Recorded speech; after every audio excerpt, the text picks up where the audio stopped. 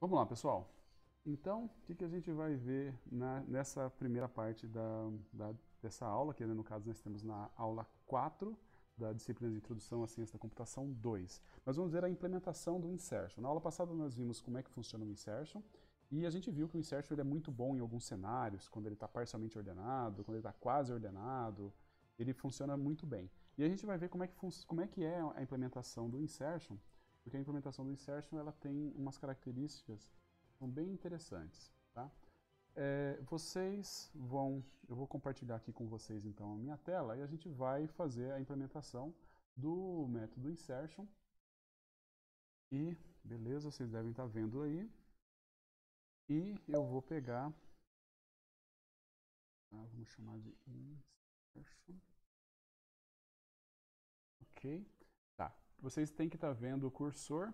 Aí eu vou escrever aqui o famoso include stdio.h. Vocês estão vendo isso, sim ou não? Opa, ótimo. Sim, Beleza, então eu vou fazer sim. aqui o insertion, certo? Esse método, ele recebe por parâmetro um vetor e o tamanho desse vetor, tá? Por enquanto, deixa ele assim, sem fazer nada. Depois a gente vai voltar e vai preencher o que ele tem que fazer ali, ok? E agora a gente vai fazer o main. Vamos fazer um main void int argc char asterisco argv. Vamos declarar aqui um vetorzinho int. Vou colocar um outro nome só para a gente não confundir com o outro ali. Eu sei que vocês já são programadores experts o suficiente para não se confundirem com isso, mas eu vou colocar um outro nome só para vocês entenderem que o V de cima e o A de baixo são caras diferentes, apesar de que eles vão lidar com a mesma posição de memória. Então eu vou colocar aqui alguns valores, 10 valores no caso, para a gente testar. Estou colocando valores pseudo-aleatórios, obviamente. Nós somos péssimos para gerar valores aleatórios. Vamos aí, tem 3, 6, 10 elementos. Aí a gente vai fazer o que? A gente vai chamar o insertion nesse vetor A, passando a quantidade de elementos, que é n, e aí depois a gente vai voltar aqui e vai imprimir todos esses caras para ver como é que eles estão, certo? Opa. Um printf aqui, printf%d,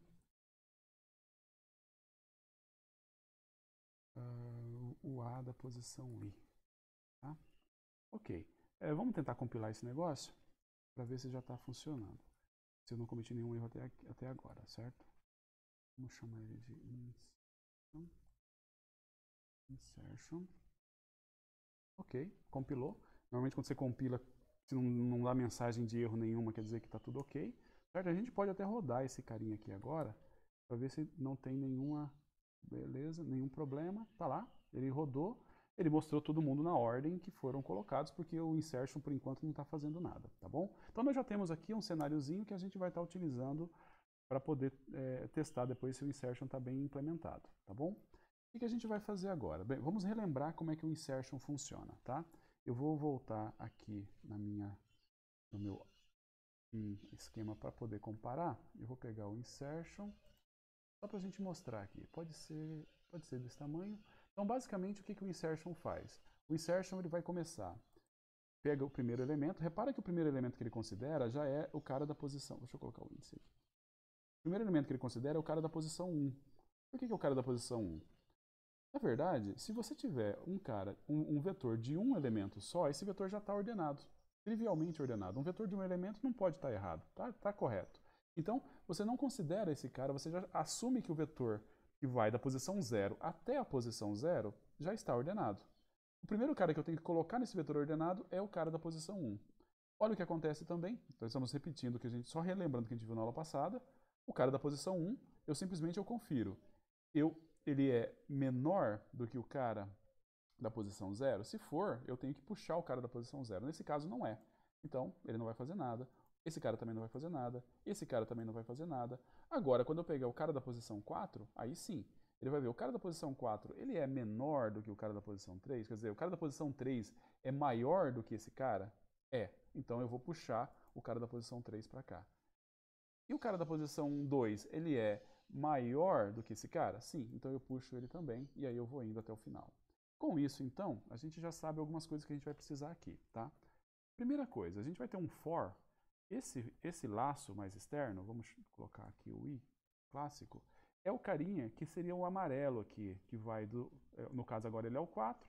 Se a gente continuar rodando, ele vai pegar aqui, vai continuar. Agora ele é o 5. Agora ele é o 6, entendeu? Então esse carinha amarelo aqui é o nosso i. O i vai começar em qual valor? Qual é o valor inicial do i? A gente já viu ali que o i não precisa começar em 0. Apesar de que ele se começar em 0, não vai ter nenhum problema. Vai quase funcionar, certo? Mas você pode começar ele vai começar ele em 1.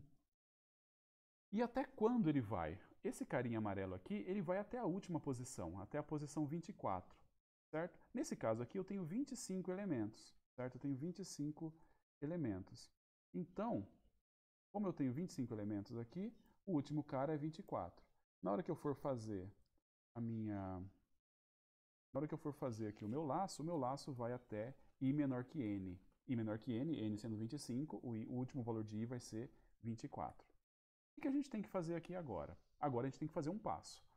O i é aquele carinha amarelo que eu tenho ali que eu peguei. Eu vou fazer o seguinte. Primeira coisa, eu vou pegar e guardar o vetor da posição i. O cara amarelo, eu reservo ele, coloco uma variável auxiliar, que é essa variável x. E agora eu vou fazer aquele processo de puxando todo mundo para descobrir aonde é que o x vai entrar. Como é que a gente vai fazer isso? Nós vamos pegar um outro carinha, que é o j. O j é o cara que vai começar, eu vou andar um passo aqui, é o cara que começa andando. Agora ele é 6, agora ele é 5, agora ele é 4, agora ele é 2, agora ele é 0, agora ele é 1, agora ele é menos 1, certo? E aí eu pego e incremento o outro carinha ali. Como é que vai funcionar esse j? O j, a primeira posição do j é, se eu estou querendo pegar o cara da posição i, o primeiro cara que eu tenho que considerar é o cara da posição i menos 1, certo? Então o j, ele vai receber o cara da posição i menos 1.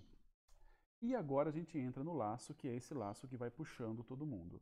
Nesse caso não vai ser um for, porque a gente não é uma quantidade fixa, né? É uma condição que vai determinar isso. E quais são as duas... Existem duas situações onde esse laço aqui tem que continuar trabalhando. Eu preciso de duas coisas. A primeira coisa, eu tenho que garantir que o j é maior ou igual a 0.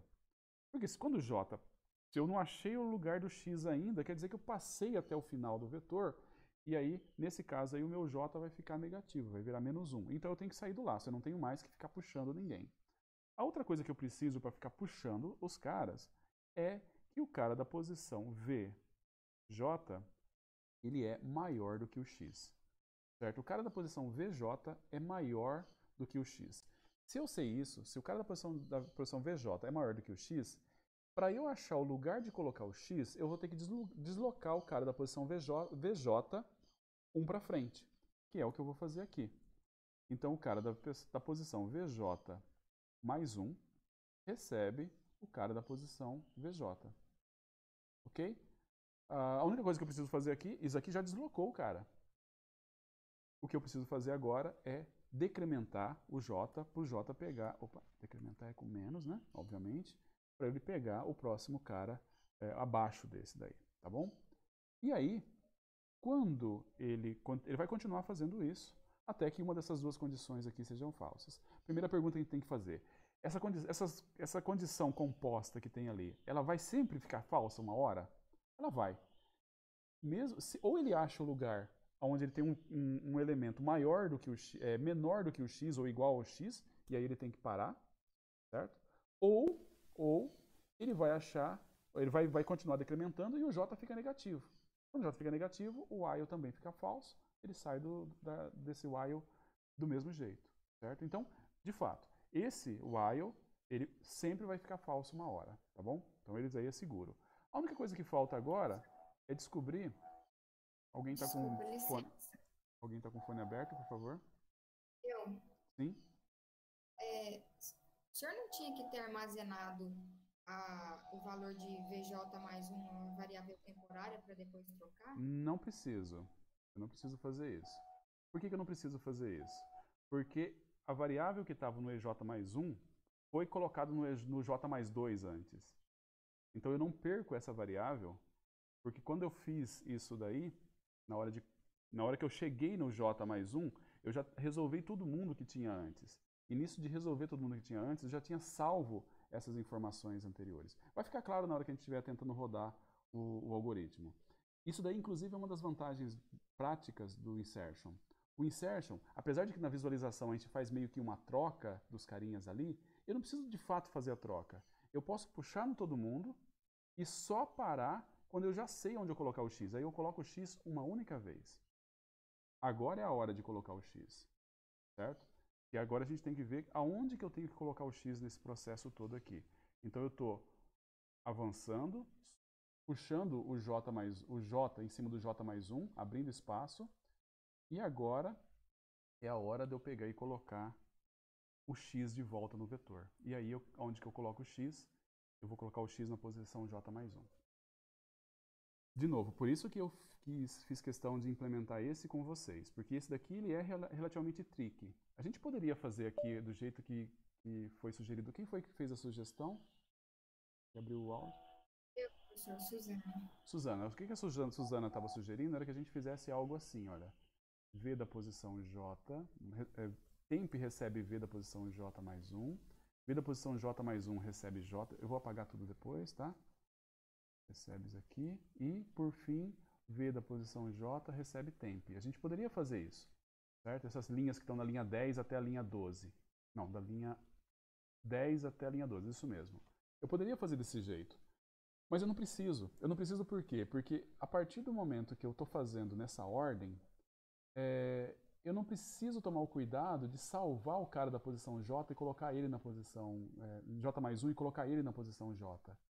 Eu posso simplesmente sobrepor o cara da posição J mais 1 com o cara da posição J, tendo certeza que isso daí não vai perder nenhuma informação. E isso daí é meio que trickzinho quando você está implementando o insertion da primeira vez. Assim como esse final aqui. Aonde que eu coloco o X quando eu termino? Eu coloco na posição J mais 1. Por quê? Olha só, quando a gente terminar aqui, a gente sabe duas coisas.